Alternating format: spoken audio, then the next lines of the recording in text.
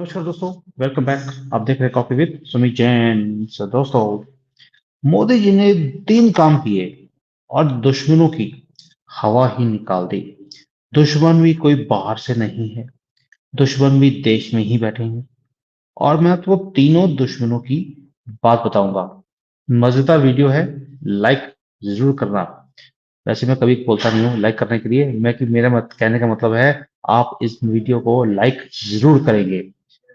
अब हुआ क्या है, सबसे बड़ी बात थी करप्ट सुप्रीम कोर्ट जजेस की। इनकी हवा कैसे निकाली, इनके षड्यंत्र की। पहला काम क्या किया, सुप्रीम कोर्ट में जो ये जुडिशियल नेक्सस है, इसको पता था कि इलेक्टोरल बॉन्ड का जो मामला है, ये मोदी की जो राजनीति है, इसके खिलाफ एक बहुत बड़ा झटका लगने वाला है और ये साबित भी होगा। इसलिए इस मुद्दे को जानबूझकर 24 के लोकसभा चुनाव से पहले लाया गया है, क्योंकि 400 पार का जो नारा है, ये नेक्सस, ये लिब्रांडो जितने भी बैठे हुए हैं कोर्ट्स के अंदर, ये सहन ही नहीं कर सकते। ये भी इनके माई बाप जिनसे ये पिद्दी बिस्किट खाते हैं, उनकी गोदी में बैठकर। इसलिए ये और इनके जो बिग बॉसेस हैं, जो फॉरेन कंट्रीज में बैठे हैं, सोरोस जैसे, वो सहन ही नहीं कर सकते कि मोदी जी 400 पार लेकर आ जाएं। इसलिए हर हाल में मोदी जी को 400 से कम यानी कि कंप्लीट मेजॉरिटी से रोकने का एक षड्यंत्र रचाया गया है। और इसीलिए हर हाल में स्टेट बैंक ऑफ इंडिया को कोई भी मोहलत देने से मना कर दिया हमारे corrupt chief justice of India की तरफ से। और मोदी जी की जो राह है, उसे और मुश्किल बनाने की एक मुहिम इन्होंने छेड़ दी। अब जो ये नेक्सस है, यही जुडिशियल करप्ट जजेस का, इनको क्या लगता है कि जो इलेक्टोरल बॉन्ड का मामला है, इसको और गंदे से गंदा बनाया जाए, ताकि जितना गंदा होगा उतना ये रोचक बन जाएगा। और एक मुद्दे से ये मोदी की सरकार को हिला सकते हैं। और जब ये मुद्दा रोचक होगा, इंटरेस्टिंग होगा, मोदी जी घिरे होंगे, मीडिया का तो पूरा इंटरेस्ट इस मुद्दे के ऊपर बैठ जाएगा। और उसे ये बढ़ा चढ़ाकर मीडिया के ऊपर दिखाना भी कोई कोशिश करेंगे कि मोदी भी करप्ट है। उससे एक चर्चा शुरू हो जाएगी। ऑपोजिशन जो पार्टीज हैं, उन्हें भी मुद्दा मिल जाएगा मोदी को घेरने के लिए। मामला चुनावी है, ये हम भी समझते हैं। और इसमें जो लड़ाई है, उसमें पहल करी है हमारे सुप्रीम कोर्ट ने। लेकिन असल में ये मुद्दा है मोदी वर्सेस ये सुप्रीम कोर्ट के करप्ट जजेस का, नेक्सस का, और कुछ भी नहीं है। अब हुआ क्या, एक स्टेप लिया इन करप्ट जजेस ने, एक स्टेप मोदी जी ने भी ले लिया, इनकी हवा निकाल दी इनके षड्यंत्र की। आज सुप्रीम कोर्ट का एसबीआई के द्वारा मांगे हुए मोहलत के खिलाफ जो डिसीजन आया कि भाई आपको सिर्फ 24 घंटे का टाइम दिया जा रहा है, आपको आंसर देना है इस सारे मामले के ऊपर। आप सोच के देखिए, सुप्रीम कोर्ट को इतनी जल्दी मोदी जी को जब घेरना होता है तो क्यों पड़ी होती है। और जब ऑपोजिशन के कोई लीडर को बुलाना होता है कोर्ट में, उनको बोलते हैं आपका जब मन कर रहे आ जाए ना, उसमें डेट भी लिखी नहीं होती। लेकिन कोविड का टाइम हो तो भी 24 घंटे में आंसर मांगा। मणिपुर का मामला हो, 24 घंटे में आंसर दो।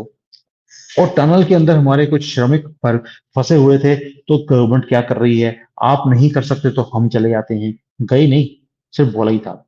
लेकिन जब दूसरों का टाइम आता है तो डेट ही नहीं दी जाती। अरे भाई, राहुल गांधी के केसेस की डेट क्यों नहीं मिल रही। सोनिया गंदगी अभी भी बड़ी फ्रीली घूम रही है, डेट ही नहीं दी जा रही है। चिदम्बरम का केस है, गोभी उगाई थी 40 करोड़ रुपए की गमलों में, वो भी बैल्कनी में, उसकी कोई डेट नहीं आई है। लेकिन अभी 24 घंटे में ही इनको आंसर चाहिए। समझ आ गया आपको। इसलिए बोलता हूं, अब एक स्टेप तो इन्होंने, करप्ट जजेस ने दिया, एक मोदी जी ने। वो क्या था कि जब ये सारा मामला हुआ, इसके खिलाफ डिसीजन आ गया, और आज का जो पूरा प्राइम टाइम था, पूरी तरह से मोदी की राजनीति के खिलाफ जाने वाला था। और जो हमारे करप्ट जजेस हैं, वो बैठकर पूरा नेक्सस बैठकर टीवी लगाकर बैठा हुआ था कि अब पत्ता हमने फेंक दिया है, मोदी को झटका लगने वाला है बुरी तरह से। लेकिन मोदी जी की राजनीति इतनी भी सस्ती और आसान नहीं है दोस्तों, कि एक चाय वाला नहीं तो दिल्ली की कुर्सी के ऊपर बैठ नहीं सकता था। वो आज भी चाय बेच रहा होता किसी स्टेशन के ऊपर। मोदी जी ने भी मास्टर स्ट्रोक खेला, सीएए का नोटिफिकेशन जारी कर दिया कि इसे अब इम्प्लीमेंट किया जाएगा। और एक ही झटके में सारा प्राइम टाइम की बहस पूरी की पूरी बदल दी। पूरे प्राइम टाइम में इलेक्टोरल बॉन्ड्स के ऊपर बात ही नहीं छिड़ी। अब आप सोचिए कि 24 के इलेक्शन से पहले ये सारे चोर इकट्ठे होकर यही काम करेंगे कि मोदी को घेरा जाए, बेंच बनाई जाएगी, 24-24 घंटे में आंसर मांगे जाएंगे कि किसी तरीके से तो इस आदमी को घेरा जाए और इसे गिराया जाए। अभी ये नेक्सस वो तो क्रिएट करते हैं, पत्ते फेंकने की कोशिश करते हैं, और मोदी जी पहले ही उसको काउंटर करने का एक प्रोग्राम बना लेते हैं। अब आपको मालूम है दूसरा नेक्सस, उसकी भी हवा निकाल दी, सुप्रीम कोर्ट की तो भी दिखा दी।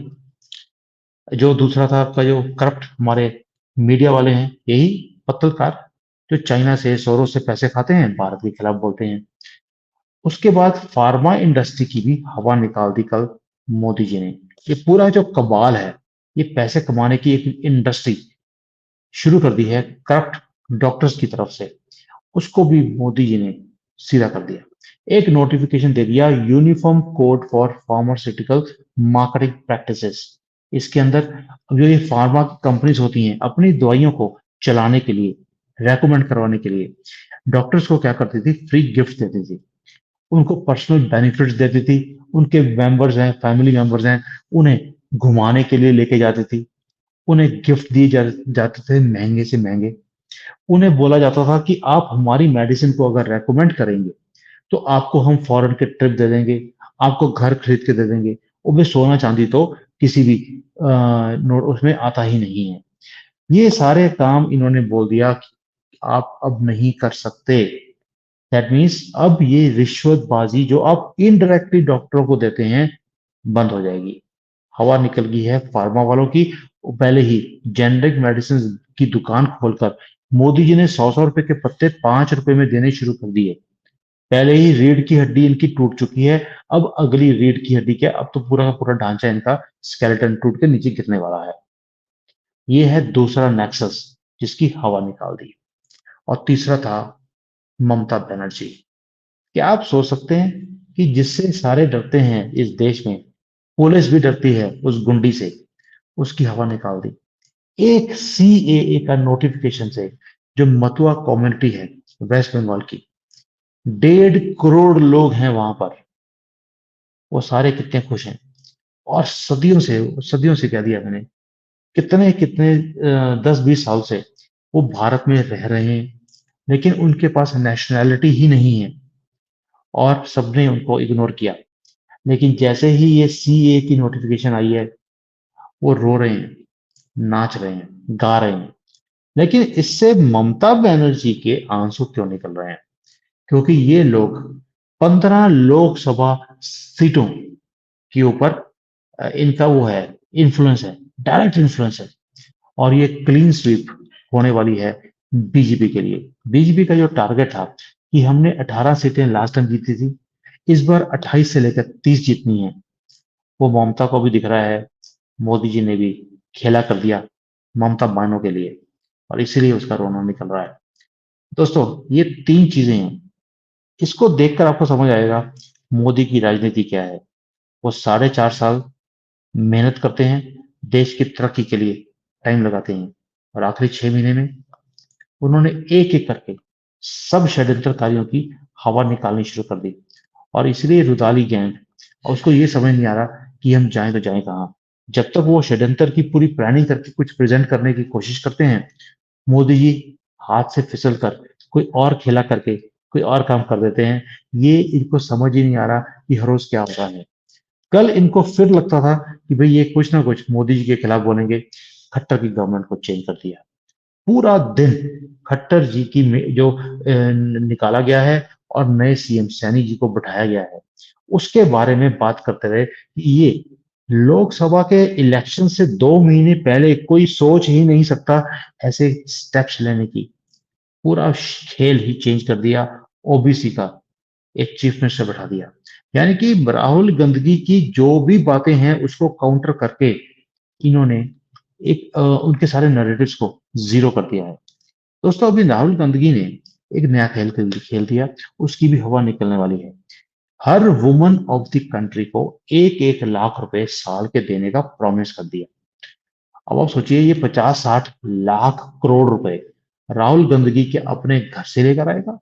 40 लाख का करोड़ का तो हमारा बजट है। 50 लाख करोड़ इसने बांटने का प्रॉमिस दे दिया है। सो मुझे इसके ऊपर कुछ और बोलने की जरूरत नहीं है। मोदी जी अब इसकी हवा कैसे निकालेंगे वो आज या कल में उनकी किसी ना किसी स्पीच की लाइन में आपको समझ आ जाएगी। मोदी है तो मुमकिन है। और मोदी की गारंटी के ऊपर तो मुझे गारंटी है कि पूरा होगा। राहुल गांधी की गारंटी के ऊपर आपकी राय क्या है वो भी थोड़ा सा समझा देना। उसको भी मैं अगले वीडियोस में कवर करूंगा कि किसका कमेंट सबसे बेस्ट था ऑन राहुल गांधी गारंटी। मोदी की गारंटी समझा दी मैंने आपको। सुप्रीम कोर्ट लात के नीचे दबा के दिया उसकी उसके एजेंडे को। सीएए वेस्ट बंगाल 15 सीटें पक्की हैं एक्स्ट्रा। और फार्मा इसका पूरा का पूरा ढांचा तोड़कर नीचे फेंकने वाला है। और मोदी जी ने प्रॉमिस किया हमें कि मैं इस कबाल जो फार्मा का कबाल है इसे चलने नहीं दूंगा। मैं अभी आज ही एक यहाँ पर देहरादून में जो राजकुमार जी हैं जिन्होंने मुझे इनवाइट किया मैं भी चला गया। आई डोंट नो व्हाई मेरे दिल की एक अंदर से वो थी कि मुझे इनको मिलना चाहिए। ही वॉज टेलिंग मी कि भाई अब दुनिया जो है वो वेलनेस की तरफ चल रही है।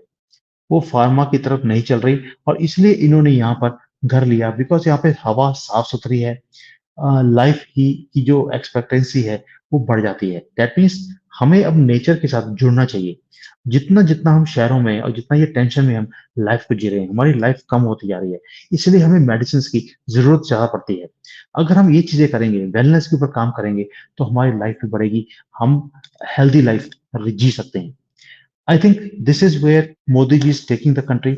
हॉस्पिटल्स की जरूरत नहीं है। हॉस्पिटल में जाना ही ना पड़े उसकी जरूरत है। तो दोस्तों समझिए बात मोदी जी क्या कर रहे हैं देश के लिए और देश को आगे बढ़ाने के लिए जो जो आप कंट्रीब्यूट कर सकते हैं। अरे भाई पैसे से कंट्रीब्यूशन नहीं होता है। जो मैं ये काम कर रहा हूँ अपने देश के लिए ये भी एक कंट्रीब्यूशन है। इसका पार्ट बनिए। अपने सजेशंस हमें दीजिए and I will cover all those things for you and for others also. Thank you. जय Hind. Vande Mataram. Hi there. If you liked the video, please don't forget to smash the like button, subscribe to our channel, and activate the bell icon so that you receive all notifications whenever we upload a new video. Thanks for watching.